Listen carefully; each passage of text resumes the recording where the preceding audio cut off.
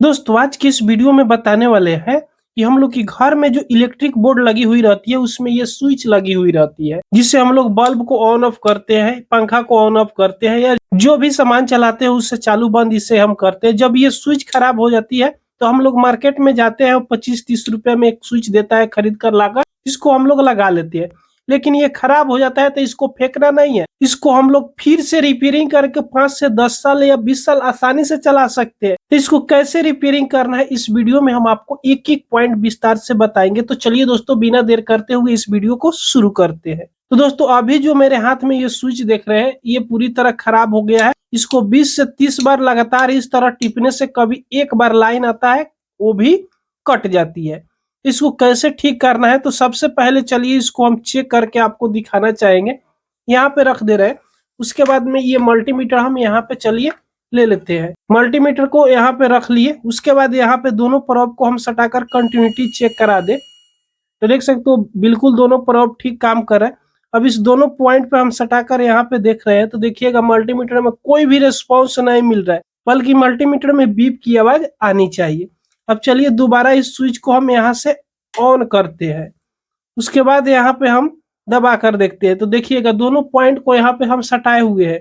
तो यहाँ पे खूब जोर से दबाइएगा, इधर उधर इसको हिलाइएगा इस साइड में या इस साइड में, तो कभी इस पर देखिएगा 1-2 पॉइंट आएगा, कभी बीप मारेगा। तो यानी इस स्विच को 20-30 बार दबाने से कभी लाइन आ रही है कभी नहीं लाइन आ रही है।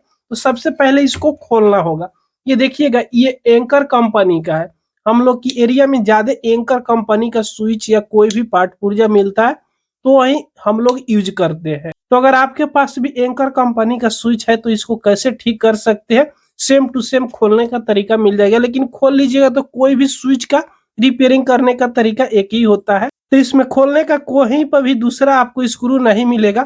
यहाँ पे देखिएगा ये स्क्रू है तो इसमें 2 वायर को जोड़कर सप्लाई दी जाती है, लेकिन इसको अंदर से खोलने के लिए अलग से कोई भी स्क्रू नहीं। तो यहाँ पर आप ध्यान से देखिएगा तो लॉक लगाई हुई रहती है। यहाँ पे ध्यान से देखिएगा ये वाला ब्लैक कलर का लॉक है, यहाँ पर भी लॉक मिलेगा और दूसरे साइड यहाँ पर लॉक मिलेगा और यहाँ पे 4 लॉक लगाई हुई रहती है। तो आप क्या कीजिएगा कि यहाँ पे थोड़ा सा इस लॉक को पुश करना है, दबाना है, नीचे की तरफ इसको कर देना है। तो यहाँ पे देखिएगा ये जो लॉक लगी हुई है नीचे की तरफ चली गई।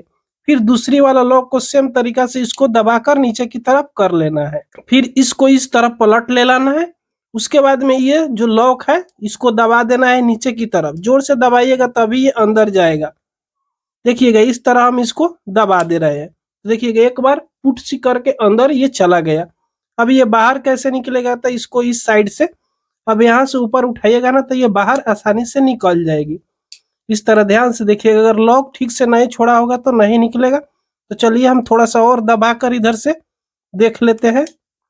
तो देखिएगा अब यहाँ से ये बाहर निकल रही है, यानी लॉक उधर से ठीक से ये दबा जाएगा तो बाहर आसानी से निकल जाएगा। तो अभी देख सकते हो ये पूरी तरह खुल गई। इसका इतना ही जुगाड़ है, इतना ही पार्ट पुर्जा इसमें है। तो इसमें खराबी क्या हुई रहती है कि इसमें देखिएगा तो इतना जंक, इतना मिट्टी, कार्बन वगैरह सब आ जाता है, उसी का प्रॉब्लम आता है। यहाँ पे देखिएगा ये जो अटैच करता है अंदर की तरफ जाकर ये देखिएगा पूरी तरह ब्लैक हो गया, ये काला हो गया। देखिएगा इसको साफ कर रहे थे यहाँ पे व्हाइट हो जा रहा है और यहाँ पे अटैच करता है ये आके, यहाँ पे जब टच करता है तो स्विच काम करता है। तो इसको भी यहाँ पे देखिएगा ये पूरी तरह काला हो गया है। तो अब यहाँ पे क्या करना है कि पहले इसको साफ करना है। आपके पास फाइल होगा या सरेस पेपर होगा उससे भी साफ कर सकते हो, या ब्लेड होगा तो ब्लेड से भी इसको इस तरह साफ कर लीजिएगा। तो देखिएगा इसको हम यहाँ पे अब साफ कर दिए तो देख सकते हो ये पूरी तरह चमकने लगी। पहले किस तरह दिख रहा था, बिल्कुल काला दिख रहा था। उसके बाद आपके पास ये टूथ ब्रश होगा तो टूथ ब्रश से इसको साफ कर लीजिएगा ताकि इसमें जितने भी मिट्टी गया होगा अंदर ये सब बाहर निकल जाएगा। ज्यादातर ये मिट्टी जाती है साइड से, उसके बाद इसमें जंक लग जाती है ऊपर से। तो ये पूरी तरह जंक नहीं लगती, ये तो लोहा की रहती नहीं है जो पूरी तरह ये खराब हो जाए। जैसे लोकल स्विच सब लोहा का बनाई हुई रहती है, लेकिन ये वाला लोहा का नहीं रहता। तो इसको पूरी तरह साफ कर लीजिएगा। उसके बाद इसको टूथ ब्रश से आप साफ कीजिएगा। देखिएगा कितना गर्दा सब ये निकल रहा है, इसमें का भी ये निकल गया। तो इसको आप बढ़िया से सभी को क्लीन कर लीजिएगा। क्लीन करने के बाद में देखिएगा जहां पे ये अटैच करता है इस वाला बॉडी में, तो इसको भी देख सकते हो ये पूरी तरह ब्लैक हो गया है। तो यहाँ से इसको भी साफ कर लीजिएगा। हम वीडियो बना रहे हैं और काम कर रहे हैं इसलिए थोड़ा सा टाइम ज्यादा लगेगा, लेकिन आप रेगुलर अगर इसको बनाइएगा ना तो 5 मिनट से ज्यादा एक स्विच में टाइम नहीं लगेगा।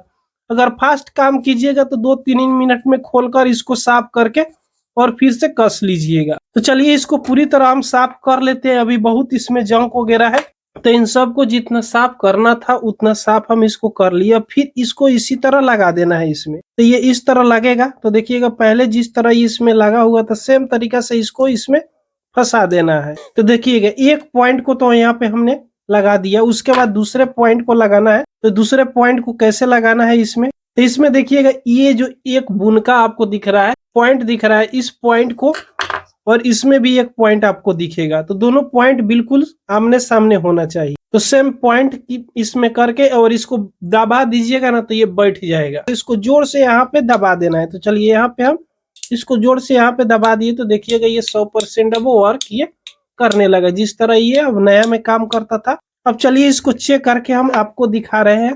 तो यहाँ पे मल्टीमीटर आपके सामने रख दे रहे हैं और इस दोनों पॉइंट को यहाँ पे सटाए हुए हैं। अब इस दोनों पॉइंट पे चलिए हम सटाकर देख ले रहे हैं।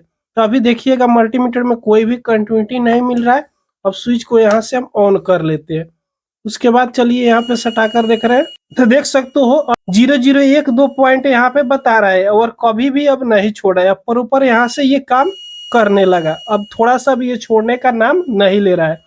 तो इस प्रकार इस स्विच को आप रिपेयरिंग कर सकते हो। इसमें दूसरा कुछ भी खराब नहीं होता है। जहां पर अटैच करता है टच करता है वही पॉइंट पर कार्बन रहता है, या ओवरलोड पड़ने के चलते ज्यादा हीट होकर भी इसमें जंक वगैरह या कार्बन पकड़ लेता है। ये वीडियो आपको पसंद आई हो तो एक लाइक जरूर कर दीजिएगा। अगर हमारे चैनल पर आप पहली बार आए हो तो सब्सक्राइब जरूर कर लीजिएगा।